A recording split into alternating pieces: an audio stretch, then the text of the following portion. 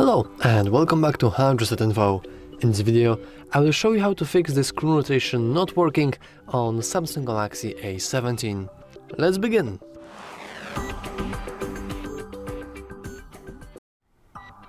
First, let's simply check out our control center. We can do that by expanding the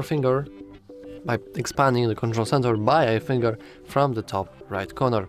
Now you will notice that if we increase it once again, we can see that currently our phone is in portrait mode. This means that if I would go to application that supports both modes, more on that later, and I would try to rotate my device, nothing will happen. We will see a little icon, and if we click it, we can rotate manually, but it is not near automatic.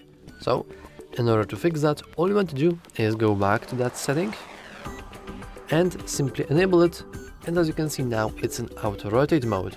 So if I would pick up the phone once again, you will see that now it's working without any issues.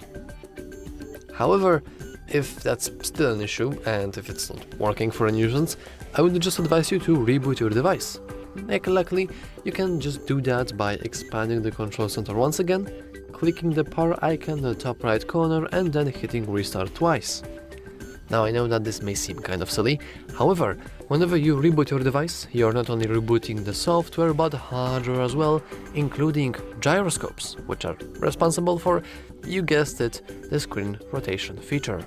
And lastly, make sure that the application that you want to actually enable in both modes supports both modes. Most built-in applications do support them.